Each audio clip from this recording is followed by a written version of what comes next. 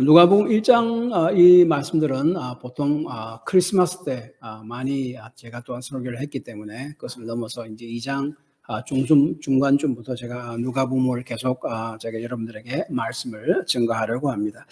오늘 본문은 메시아 예수 그리스도를 처음 만난 사람들의 이야기가 기록되어 있습니다. 하나님이신 예수님께서 그들에게 나타나셨고 그들이 그 예수님을 그 메시아, 하나님 보내신 메시아 구원자임을 이해했고 깨달았고 그리고 또한 예수님에 대해 증거하게 하셨습니다. 이들은 사회적으로 지위가 높거나 영향력이 있거나 경제적인 힘을 가지고 있거나 학식이 많은 그런 사람들은 아니었습니다.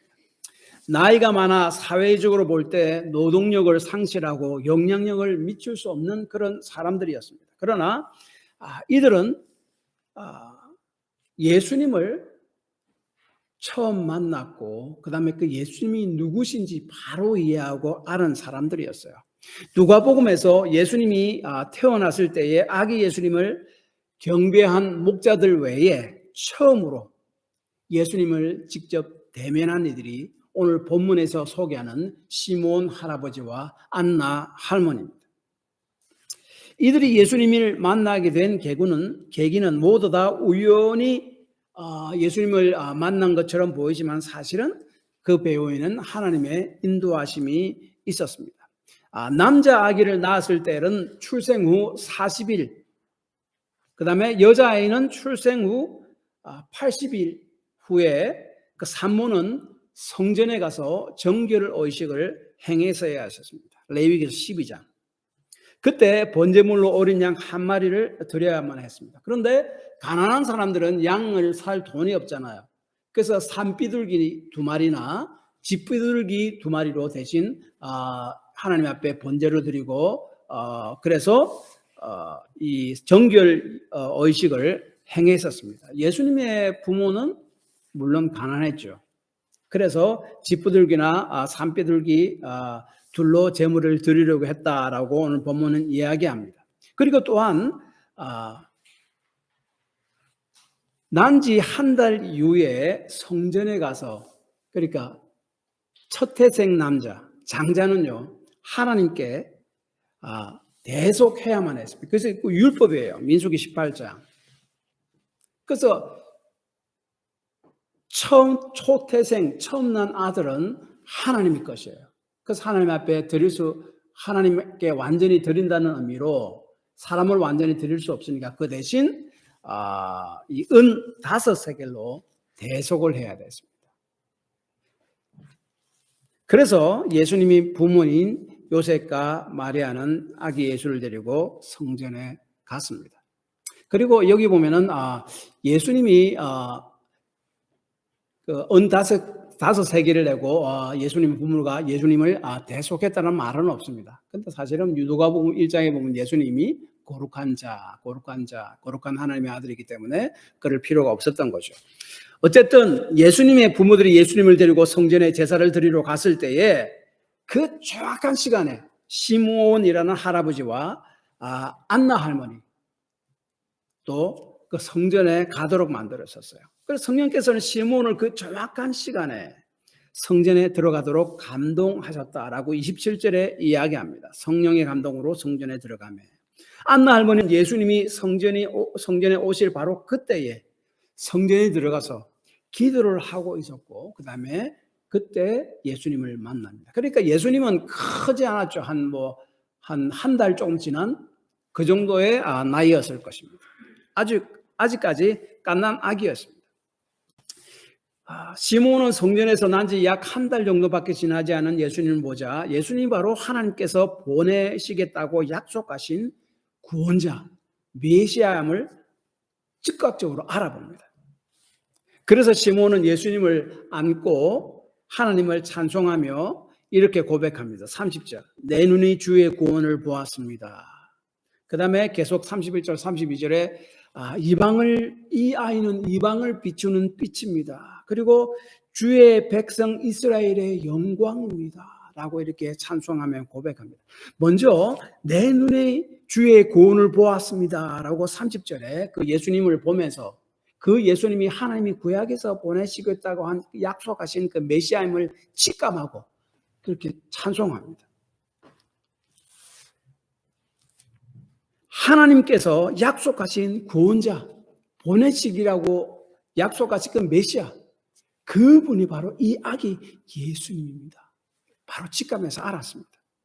그리고 또한 이 시므온은 이 구원은 이스라엘뿐만 아니라 이방 민족까지 포함하는 만민을 위한 구원이고 그것을 위해서 이 아기 예수님이 오셨습니다라고 고백하는 것이 31절 32절이에요. 그래서 그 아기 예수님을 품에 안고 고백하는 것이 이방을 비추는 빛입니다.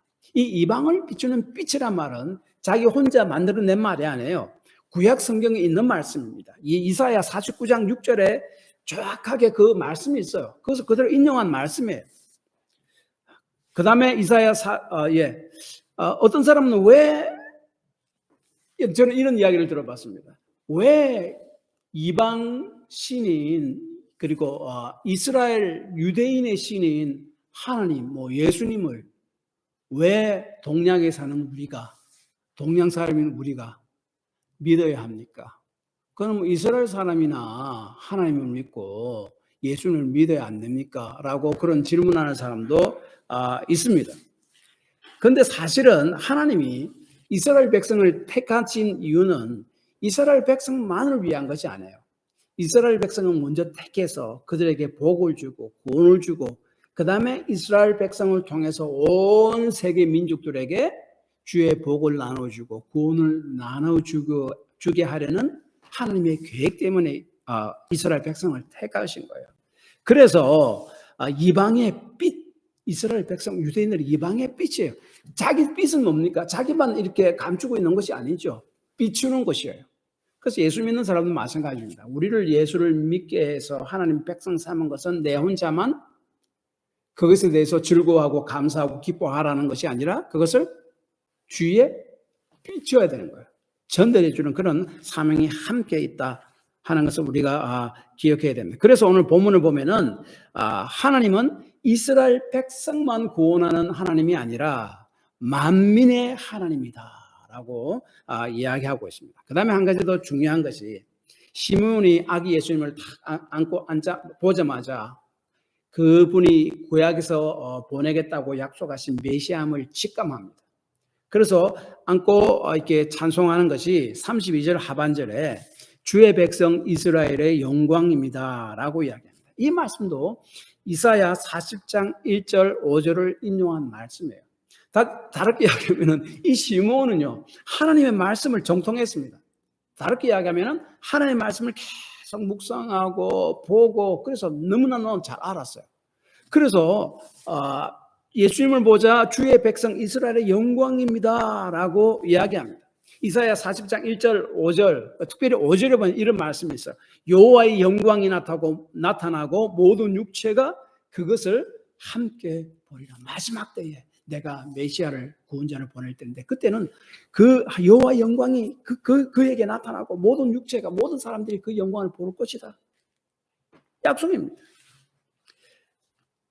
하나님의 영광이 죄로 인해서 이스라엘을 떠납니다. 그러나 결국은 하나님의 영광이 하나님께서 다시 그의 백성에게 돌아갈 것이다 하는 약속의 말씀이에요.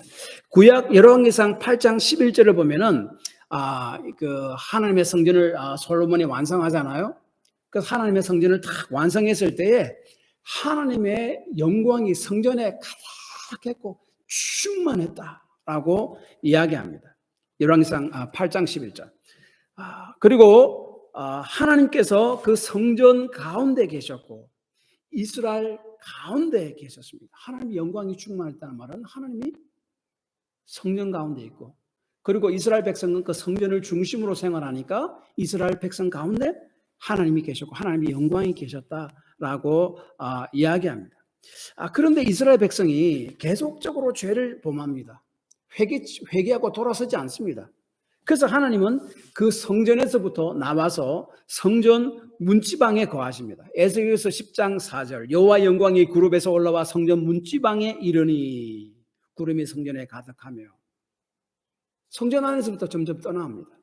그 다음에 계속적으로 죄를 회개하지 않고 제 속에 거하자 하나님은 그 문지방을 떠납니다. 여호와 영광의 성전 문지방을 떠나서 그룹 위에 머무르니 에스겔서 10장 18절. 그리고 결국 성전 문지방을 떠나서 결국 성전을 떠나버려서 성전 동편에 그냥 머물고 맙니다. 에스겔서 11장 23절. 여호와 영광의 성읍 가운데부터 올라가 성읍 동쪽 산에 머물고, 이 말이 뭔가 하면은 여호와의 영광이, 여호와의 임재하심이 이스라엘 백성과 함께 했다가 성전 안에 계시다가 죄악 때문에 점점 밖으로 나가서 이제는 아예 그들 밖으로 나가버렸습니다.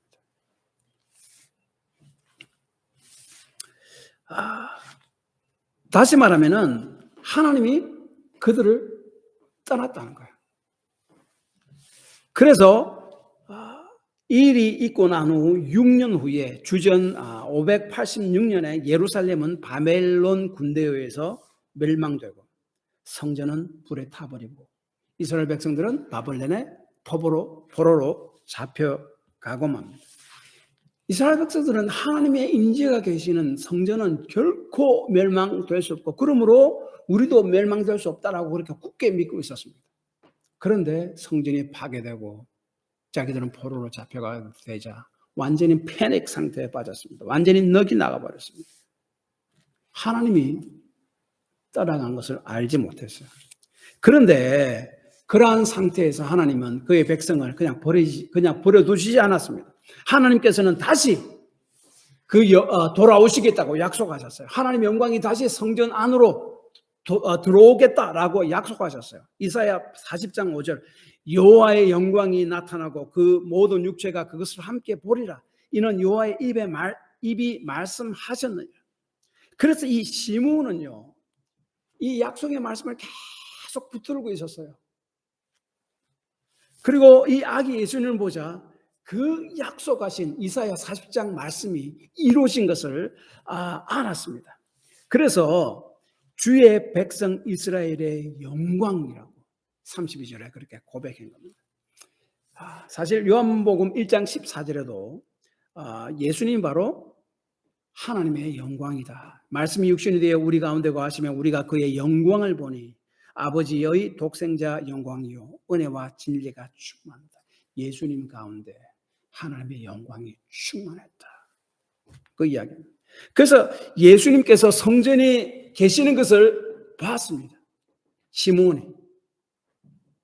그때 하나님을 찬송하면서 하나님께서 과연 이사야 40장에 다시 돌아와서 성전의 영광으로 충만케 하신다 했는데 그것이 지금 이루어졌네요.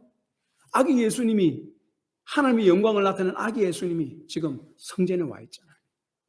그래서 하나님을 찬송합니다. 오늘날 하나님의 영광이 어디에 임합니까? 약속하신 대로 하나님의 성전에 임합니다. 그 하나님의 성전이 어디에 있습니까? 구약에 있던 돌로 지은 그런 솔로몬 성전이나 수르바벨 성전, 그 성전이 아닙니다.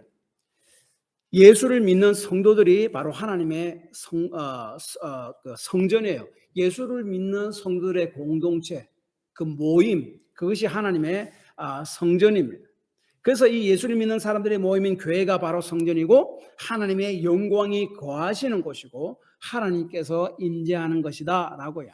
그래서 지역 교회가요 굉장히 중요합니다. 아무것도 아닌 것 같지만 지역 교회 공동체가 굉장히 중요합니다.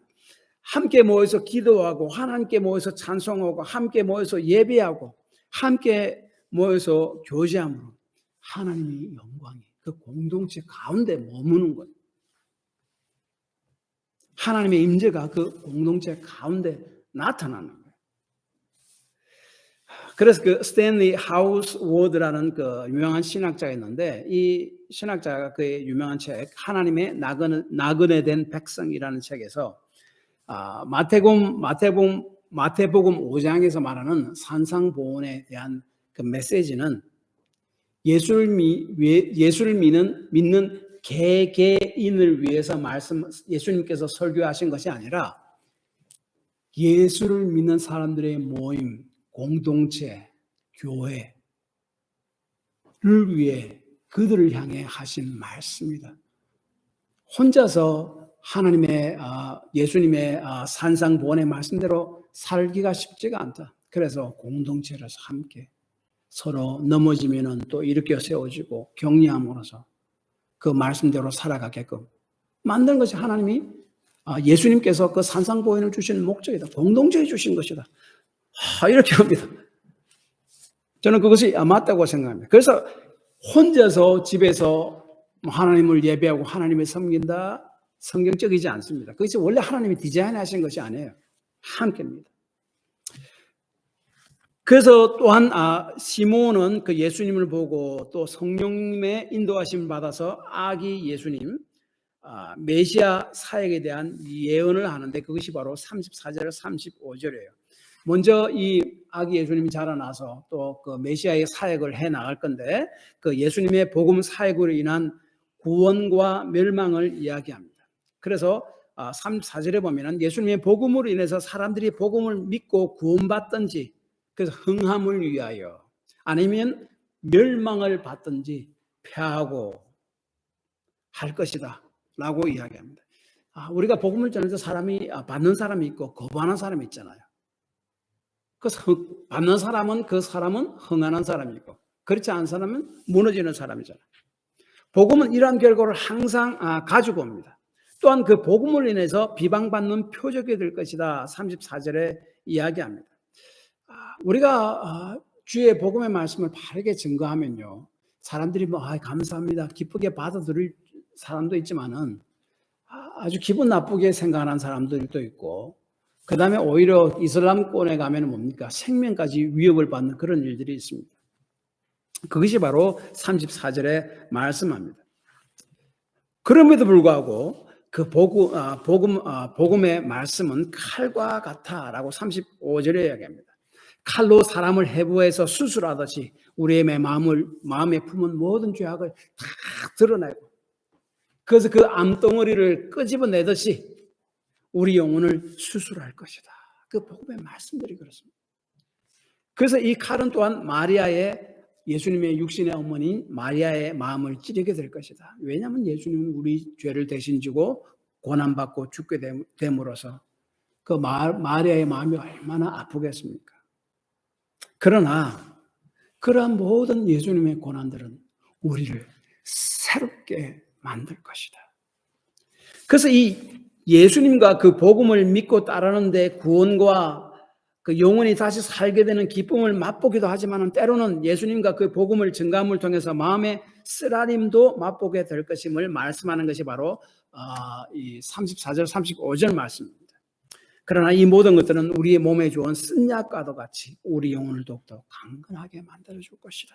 결국 시몬 할아버지는 예수님이 바로 하나님께서 약속하신 온 세상을 위한 메시아, 구원자라는 사실을 증거함으로 하나님이 구약에서 약속하신 것이 지금 완벽하게 이루어졌습니다 라고 온 세상을 향해서 하나님을 대신해서 증거하는 그 사명을 감당했습니다. 그 할아버지가.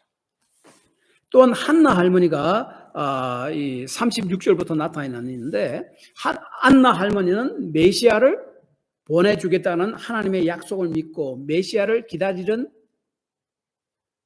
사람들에게 메시아가 오셨고 그분이 바로 이 아기 예수님이다라는 것을 사람들에게 증거하는 아주 중요한 일을 했습니다. 그러니까 메시아가 누구고 구원자가 누군지를 바로 알고 성경에서 보고 그 다음에 하나님께서 약속대로 보내주셨고 그 예수를 믿어야 한다는 것을 사람들에게 이야기했는데 특별히 이 38절에 보니까 마침 이때 나와서 하나님께 감사하고 예루살렘에 속량을 바라는 모든 사람들에게 그에 대하여 말하니라. 예루살렘에 속량을 바란다는 말은 하나님께서 구약에서 메시아를 보내주시겠다는 그 약속을 꼭 믿고 계속 기다리고 있는 사람들을 이야기하는 거예요. 그러니까 시몬 할아버지나 안나 할머니만 그 약속의 말씀을 믿고 기다린 것이 아니라 그런 사람들도 여럿 있었다는 거예요. 그들에게 지금 그분이 오셨다. 하나님 약속이 지금 이루어졌다. 그걸 지금 이야기한 거예요. 그 예수님에 대해 증거하는 그런 중요한 역할을 한 사람이 바로 안나 할머니예요. 시몬이나 안나 할머니는 사회적으로 볼 때 아무런 영향력이 없었던 나이가 아주 많은 늙은이에 불과했지만 하나님께서는 그들에게 예수님을 나타내시고 그들을 통해 예수님이 누구신가를 예언하게 하고 증거하게 하는 일을 하셨다. 그들의 말년에 하나님께서 이렇게 사용하셨다는 거예요. 얼마나 영광스러운 말년을 보냅니까? 그냥 내가 잘 먹고 잘 살고 그냥 이렇게 구경하다 지내다고 그렇게 보낸 것과 하나님의 위대한 사역을 하나님께로부터 받아서 조금이라도 감당하다가 내 삶을 마친다는 그것이 얼마나 영광스럽겠습니까? 시몬과 안나가 바로 그런 사람이었어요. 그들은 도대체 하나님 앞에서 어떤 사람이었기에 하나님께서는 그들을 쓰셨습니까? 먼저 시몬을 보면은 시몬은 말씀과 성령의 사람이었습니다. 25절 시몬을 이렇게 설명합니다. 예루살렘에 시몬이라는 사람이 있으니 이 사람은 어렵고 경건하여 이스라엘의 위로를 기다리는 자라. 성령이 그 위에 계시더라. 어렵고 경건한 사람이었고 성령의 인도하심을 받은 사람이고 약속의 말씀을 믿음으로 메시아를 간절히 기다리는 사람이다. 어렵고 경건한 사람. 그 다음에 이스라엘의 위로를 기다리는 자. 이스라엘의 위로를 기다리는 자라는 말이 무슨 말이겠습니까?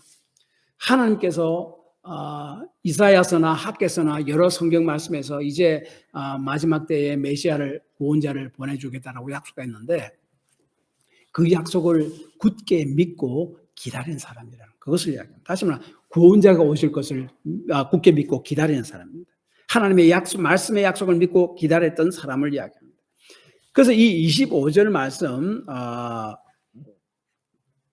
예루살렘에 시몬이라는 사람이 있으니 이 사람은 어렵고 경건하여 이스라엘 위로를 기다리는 자라. 성령이 그 위에 계시니라. 이 말씀은 이 사람이 정말 경건한 어려운 사람이기 때문에 예수님께 하나님께서 말씀하신 약속하신 구원자 메시아를 기다렸다 하는 말도 되고 하나님이 약속하신 말씀 약속 메시아를 주시겠다고 하는 약속을 꼭 믿었기 때문에 그의 삶이 경건하고 어려운 삶을 살아가게 되었다 하는 말입니다. 어떻게 했든 똑같은 말이에요. 결국 하나님 앞에서 어려운 삶과 경건한 삶, 하나님이 쓰시는 삶, 이 땅에서만 잘 먹고 잘 사는 것, 그것에만 관심이 집중되어 있는 삶이 아니에요. 그 사람들은 결코 알 수 없는 특별한 삶입니다. 그래서 이 시몬은 이사야 40장과 이사야 49장 이 말씀을 통해서 메시아를 통해서 하나님께서는 이방의 빛을 비추고 하나님의 영광이 다시 당신의 백성에 돌아올 것이라는 약속의 말씀을 묵상하고 계속 붙던 사람이에요. 그래서 그 예수님을 보자 그것을 알아채야 됩니다. 이 말씀을 오늘 우리 말씀으로 이해하자면은 그 메시아이신 예수님은 이미 오셨잖아요. 그럼 뭐가 남아 있었습니까? 다시 재림하시는 메시아를 바라보는 약속의 말씀, 성경에 누누이 약속하고 말씀하고 있잖아요. 그 약속의 말씀을 붙들고 기다리는 사람을 이야기합니다. 하나님의 말씀을 믿고 붙드는 노년의 삶을 살았을 때에 시몬 할아버지는 죽기 전에 그리스도를 볼 것이라는 성령의 지시를 받았다라고 26절에 이야기합니다. 그리고 이 시몬 할아버지는 이 말씀의 사람이지만은 또한 성령의 사람이에요. 26절에 성령의 지시도 받고 25절에 성령이 그 위에 계시더라. 27절에 성령의 감동으로 성전에 들어가고 말씀의 사람과 성령이 충만한 사람과 사실은 성경은 이렇게 같이 읽겠습니다. 예를 들어서 에베소서 4장 18절 20절을 보면은 성령에 충만한 사람을 묘사하기를 찬송과 예배와 감사가 충만한 삶으로 묘사합니다. 그런데 고린도서 3장 16절은 감사와 말씀과 예배와 찬양이 충만한 그 삶을 말씀이 충만한 삶으로 이야기합니다. 다시 말하면은 말씀이 충만한다면은 그것이 바로 성령 충만함으로 이어질 수 있다는 것을 말씀하고 있습니다. 시몬은 말씀의 사람이었어요. 말씀에 나타난 하나님의 약속을 묵상하고 계속 붙드는 삶을 산 사람이었어요. 그러므로 또한 시몬 위에 성령께서 역사하시는 성령의 사람이었어요. 그래서 말씀을 통해서 성령께서 시몬에게 역사하셨고 시몬과 함께 하셨고 그에게 일하셨습니다. 이 말씀이 이렇게 중요합니다. 비행기 조종사들은 비행하다 보면은 그 비행 착각에 빠질 때가 있다고 합니다. 그것을 벌티고 현상입니다. 우리가 머리가 막 갑자기 어지럽고 막 토할 나오고 하는 것도 벌티고라고 그러는데 비행 착각도 벌티고로 합니다. 바다 색깔도 푸른색이고 하늘 색깔도 푸른 색깔이잖아요. 그래서 이 비행을 막 이렇게 하다 보면은 하늘과 바다를 헷갈린답니다.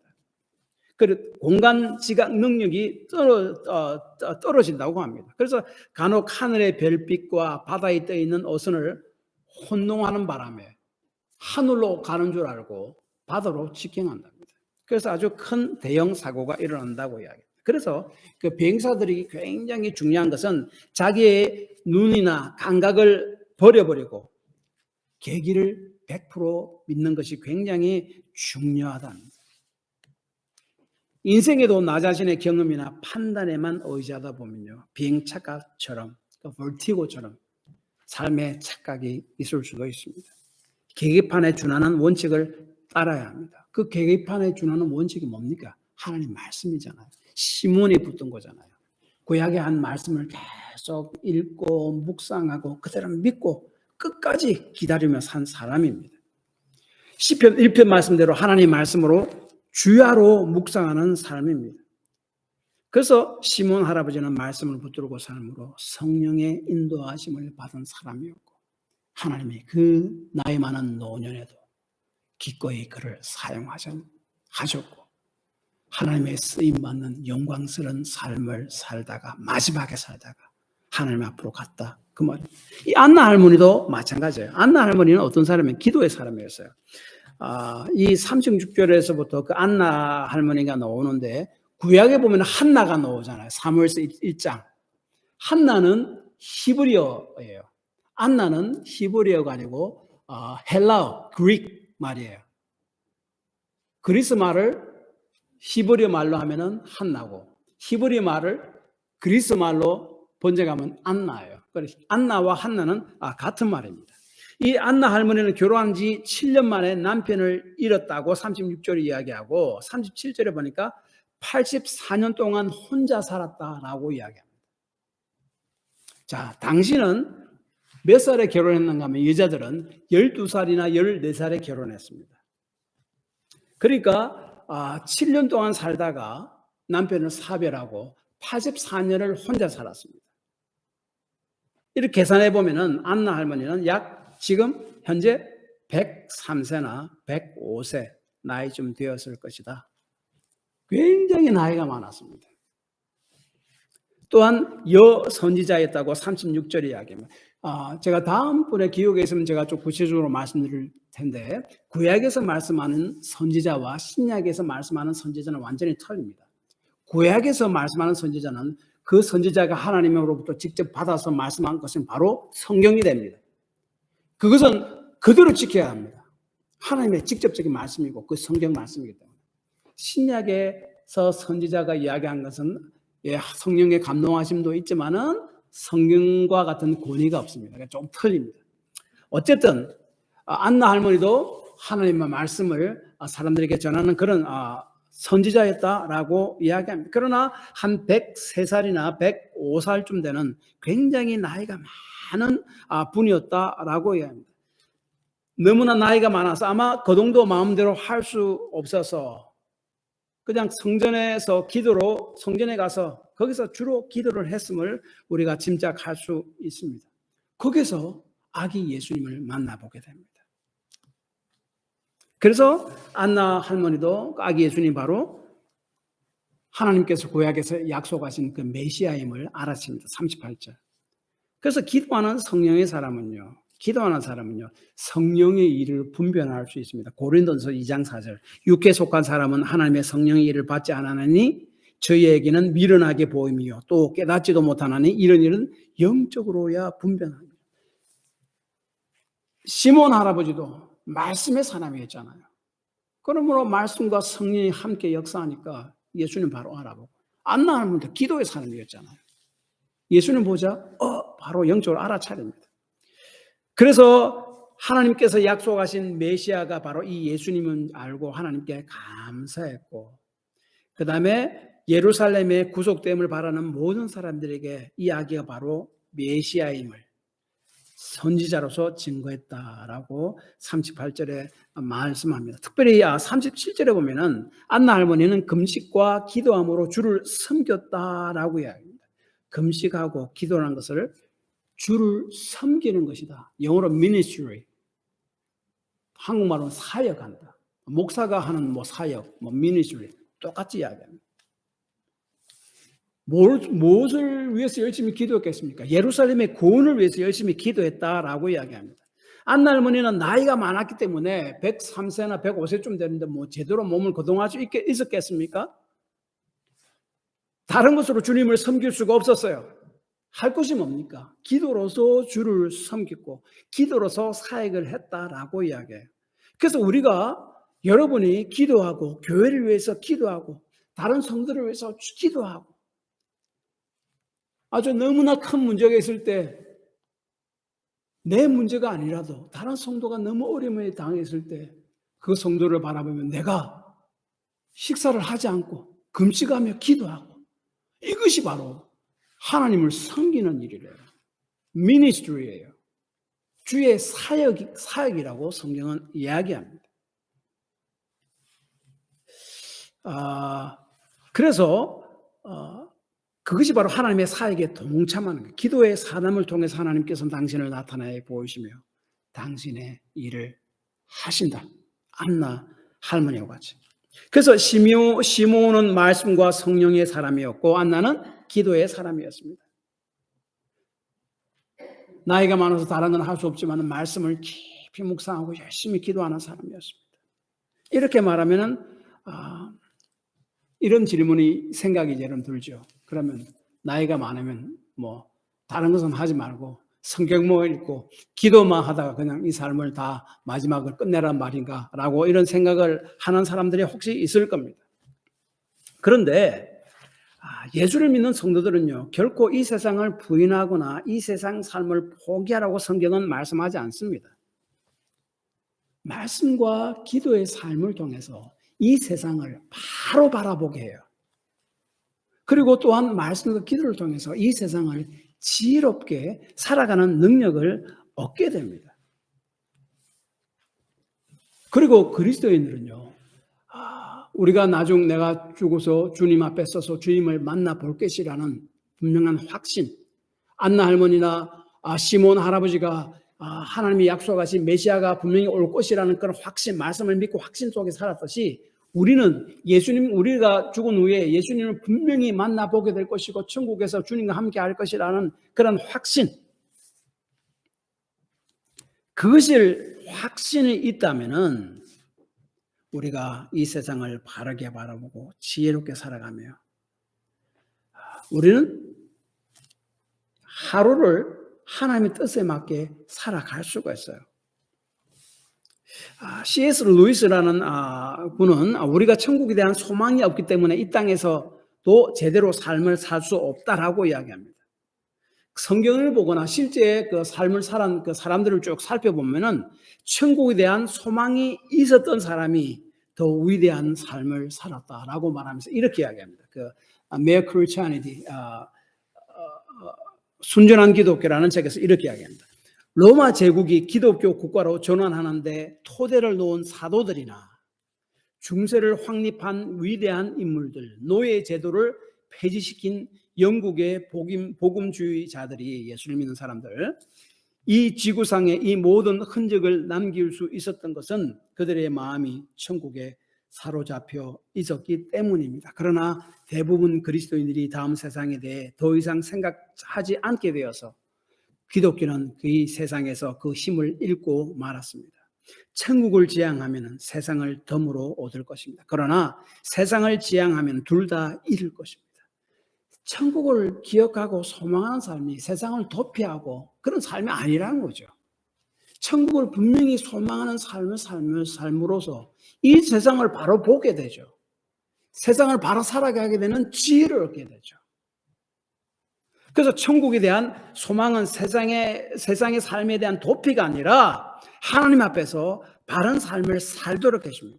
학교에서 이제 남은 시간, 남은 시간이 있습니다. 그때 선생님 들어와서 너희들 그냥 자유로 학습하다가 그냥 시간 되면 집으로 돌아가라 한 반이 있었고, 그 다음에 선생님이 다른 반은 너고 자유로 학습 2시간까지 하다가 2시간까지 챕터에서 열심히 공부해라. 그 다음에 내가 돌아와서 체크할 것이다 하는 반 애들하고 누가 더 공부를 열심히 하겠습니까?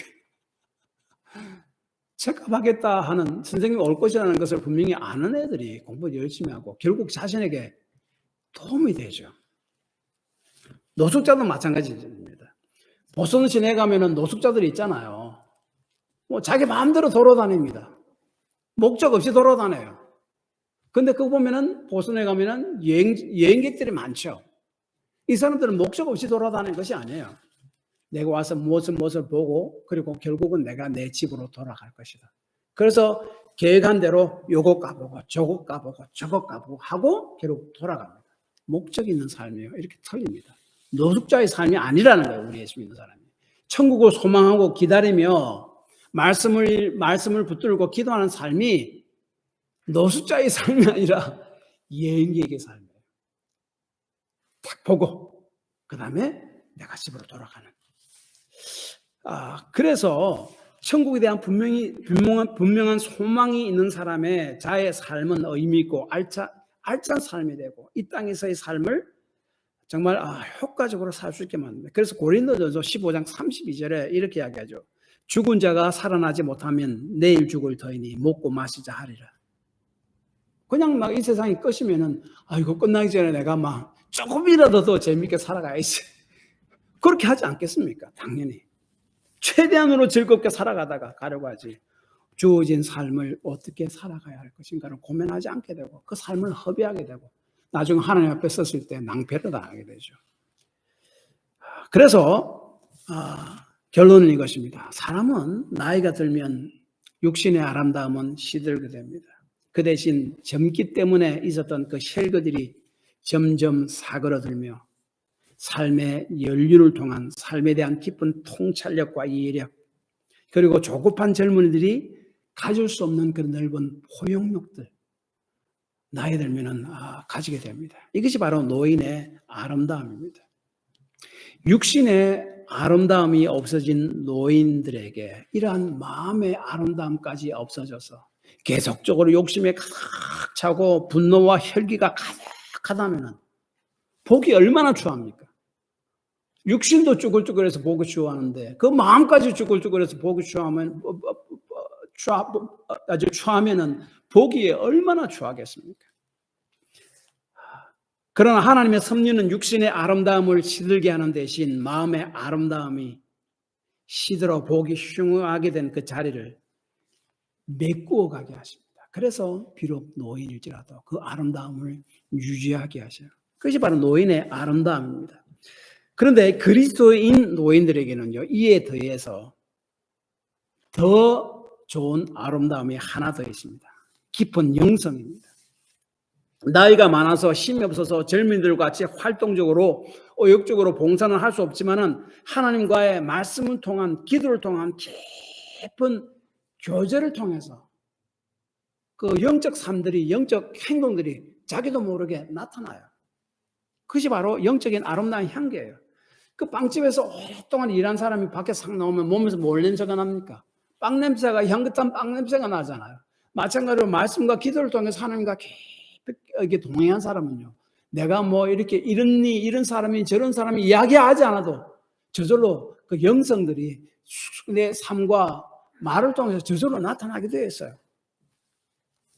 그래서 하나님이 그런 사람을 사용해서 어떻게 사용합니까?